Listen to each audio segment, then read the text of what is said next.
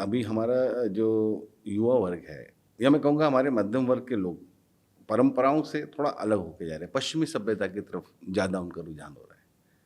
वो लोग को लग रहा है कि विदेश में ज़्यादा सेटल होना अच्छी बात है। हम यहाँ से पढ़ के विदेश में नौकरी कर लें। बच्चों को भी यही प्रोत्साहित किया जा रहा है, नहीं, नहीं देखो तुम्हारा दोस्त तो चला गया, अमेरिका सेटल हो गया, आईटी कर रहा है या लंदन चला गया, तुम यहीं हो, तुमने भी उस वहीं से किया था, तुम क्यों नहीं कर पा रहे? ये जो भावना है, इस भावना से ग्रसित है आज का युवा, बहुत बड़ा वर्ग, छोटा-मोटा वर्ग नहीं, बहुत बड़ा वर्ग जो है ग्रसित है। तो उसकी वजह से कुंठा भर रही है मन में।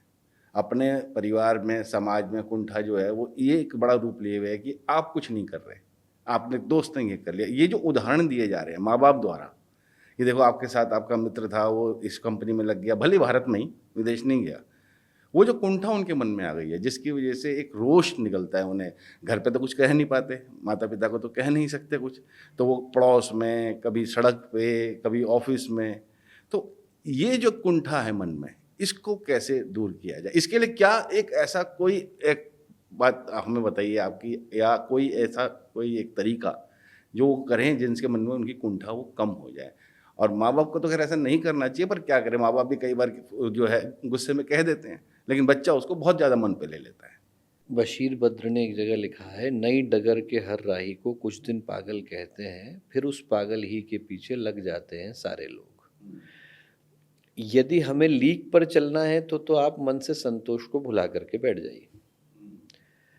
जब आप लीक तोड़ने को तैयार होंगे, देखिए समाज, पूरे समाज को कोई नहीं बदल सकता। स्वामी विवेकानंद ने इस बात को बोला है कि समाज जो है वो कुत्ते की पूंछ की तरह से टेढ़ा है, उसको कोई सीधा नहीं कर सकता। उसको सीधा करने के प्रयत्न में हम सीधे हो जाते हैं। और बात एक और है।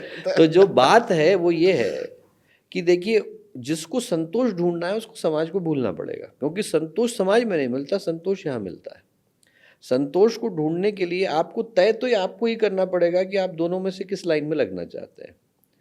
और ये बात व्यक्ति को पहले ही, इसको कोई ये सोचे कि कोई टेक्निक बता देगी, तो टेक्निक नहीं बता सकती है। टेक्निक कैसे बता देगी? कोई टेक्निक से बुद्ध नहीं बनता, कोई टेक्निक से गुरुदेव नहीं बनता, कोई टेक्निक से विवेकानंद नहीं बनता, मनस्थिति से बनता है।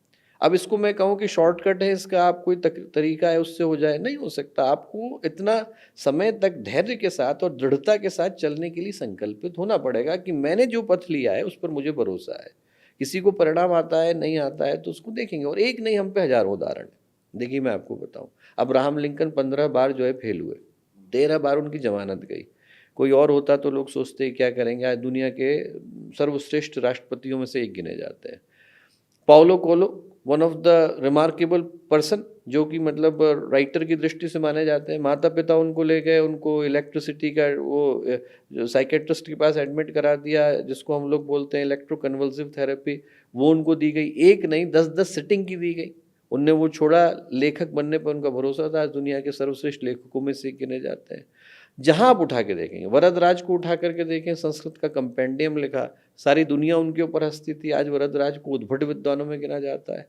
Not one but hundreds of examples are there. और विदेश जाने से मैं नहीं समझता कि कोई चिंता का विषय है। स्वामी विवेकानंद गए, परमहंस योगानंद गए, स्वामी रामतीर्थ गए। मैं खुद भी एज ए डॉक्टर 10 साल तो रहा ही लंदन में, इंपीरियल में रहा। Imperial is one of the finest institutions.